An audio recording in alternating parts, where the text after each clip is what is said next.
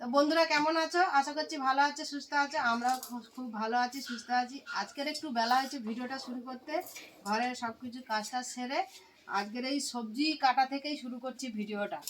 তো ঘরোয়া আমের পক্ষ থেকে সবাইকে আবারও একটা নতুন ভিডিও নিয়ে চলে এলাম সবার কাছে।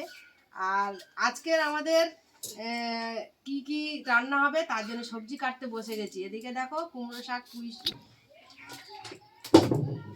তো বেলাবেলি একটু রান্না করে নিই। আমাদের এখানে এটা চৈত্র মাস চলছে।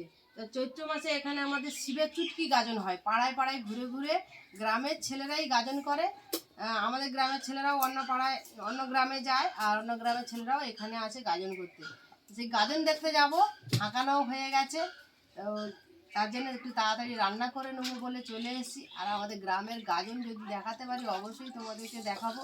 ওদিকে মা জোগাড় যন্ত্র করতে, আমি মাকে জোগাড় যন্ত্র করে পুকুর ধারে চলে এলাম। মা ওদিকে রান্না বসাবে, মানে রান্নাটা কমপ্লিট করবে, কারণ গাজন শুনতে যাবে। ওদিকে মাইকে হাঁকানো হয়ে গেছে। আর এদিকে পুকুরে মানে আমাদের এক ভাসুরের পুকুরে মাছ নেওয়া হবে চারাইপোনা। তো সেইখানে জাল টানার লোক চলে এসছে। এই বড় জাল দিয়ে এই মাছগুলোকে ধরতে হবে, ধরে তারপরে আমাদের ওই পুকুরে নেব আমরা। যাদের পুকুর তারাও আছে, আর পাল্লা বাটকারা দিয়ে আমাদের ওজন করে দেবে, আর আমরা হাঁড়িতে হাঁড়িতে করে নিয়ে গিয়ে আমাদের পুকুরে ছাড়বো। তার জন্যে অনেকেই লেগেছে, কারণ তাড়াতাড়ি করে ওই মাছগুলো এই পুকুর থেকে আমাদের পুকুরে না ছাড়লে ওরা মরে যাবে। তার জন্যেই দেখো 4-5 জন মিলেই এই মাছটাকে ধরবে এবং ওই হাঁড়িতে হাঁড়িতে করে নিয়ে গিয়ে আমাদের পুকুরে ছাড়বে। আর এইভাবেই আমাদের পুকুরে এই চারাইপোনাগুলো ছাড়ার পরে ওই মাছগুলো আবার বড় হবে, তারপরে আমরা বিক্রি করতে পারবো। আর পুকুরটাতে অনেকটাই মাছ ছেড়ে রেখেছে, আর বলা আছে এই পুকুরে যতটা মাছ হয় আমরা সবটাই নেব। তা আমাদের এই গরমে চ্যানেলে এখনও যারা ভিজিট করনি তারা অবশ্যই আমাদের এই চ্যানেলটা সার্চ করে ঘরোয়া মেয়ে ব্লগ এইটা সার্চ করলেই আমাদের প্রত্যেকটা ভিডিও তোমরা দেখতে পাবে। আর যারা যারা এখনও লাইক করনি একটা করে লাইক করে দাও ছোট্ট হাতে, আর একে অপরের কাছে শেয়ার করে দাও। আর প্রত্যেকের কাছে একটাই রিকোয়েস্ট, আমাদের ভিডিওগুলো কেমন হচ্ছে অবশ্যই তোমরা কমেন্ট করে জানাবে। আরও কেমন করলে তোমাদের ভালো লাগবে।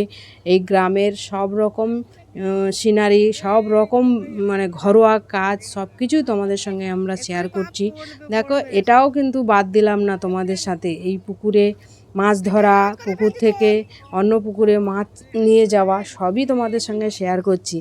আর আমার অনেক অনেক বন্ধুরা আছে, যারা গ্রামের বন্ধুরা আছো তারা তো আমাদেরকে ভালোই বলছো, যারা শহরে তারাও ভালো বলছো। তারা এই ভিডিওগুলো দেখে খুবই মানে আনন্দ উপভোগ করো, আমরা প্রত্যেকটা কমেন্টে দেখছি। আর এই একটা ভাই হাঁড়িতে করে মাছ নিয়ে নিয়েছে, আর এক একটা হাঁড়িতে কিন্তু তোমার 5 কিলো করে মাছ যাচ্ছে।